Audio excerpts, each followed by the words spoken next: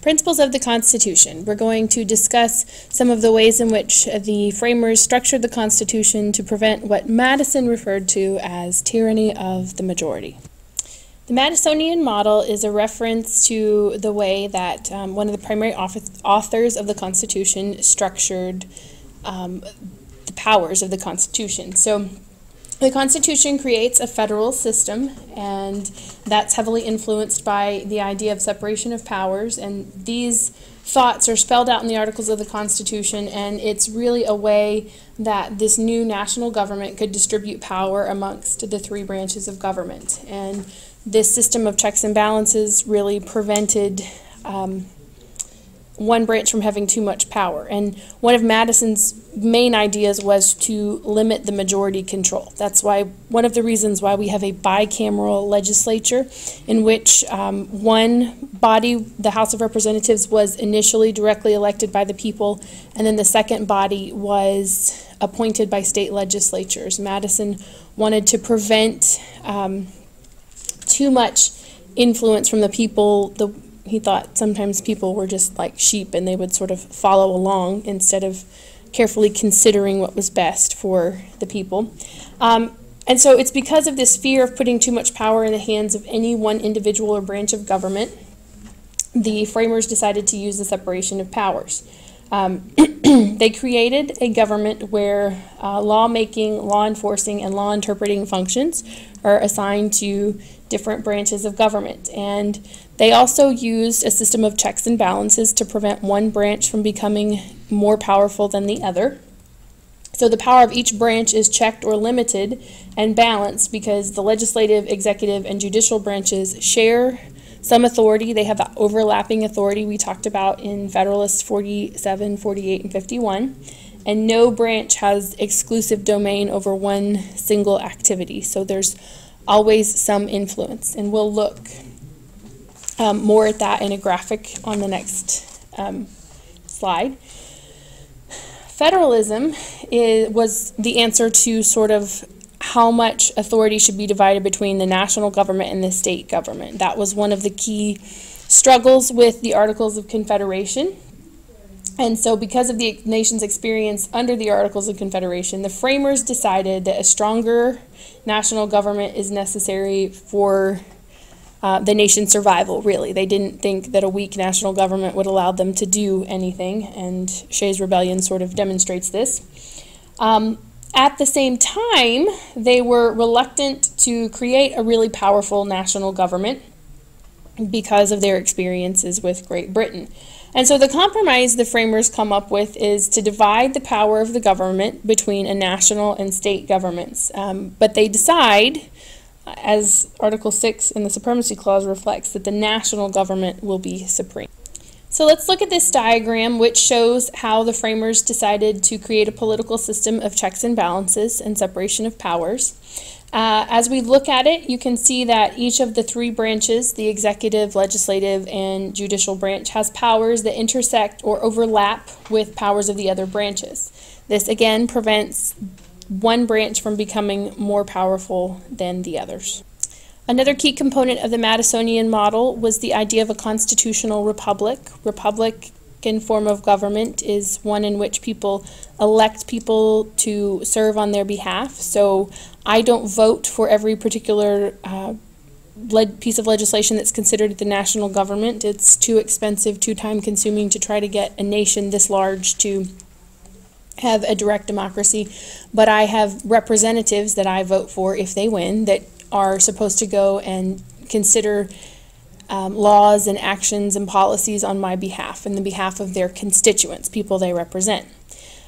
Madison sort of viewed these representatives as trustees or sort of overseers, particularly in the Senate, because he wanted to protect people from themselves. He, again, does not think men are angels and sort of believes that popular sovereignty or rule by the majority leads to this mob mentality.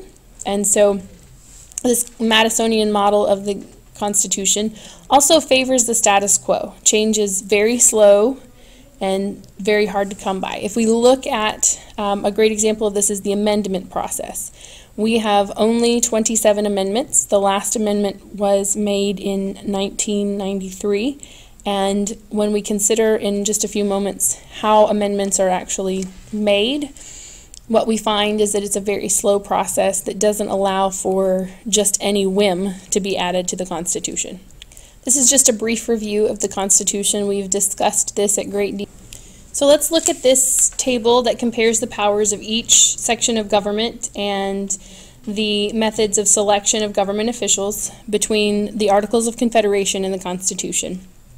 What powers did the states give up in the Constitution, and what are some differences between the Articles of Confederation and the legislative body in the Constitution?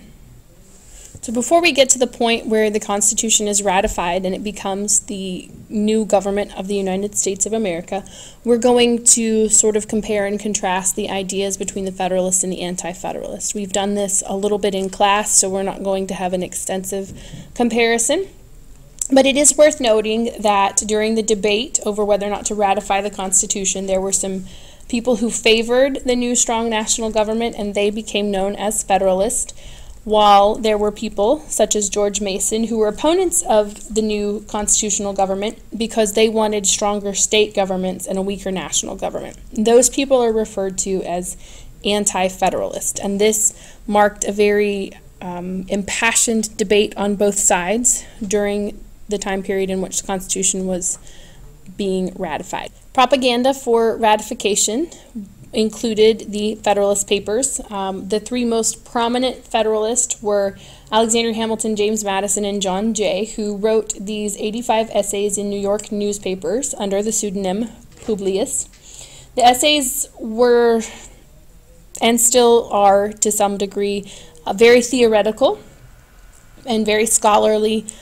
At a point in time when the general public didn't have a high literacy rate, they were sort of hard to digest at that particular moment in time. But they're very useful to us in order to look back and sort of get a vision or a peek into the minds of the framers of the Constitution and what they were thinking as they created this new government.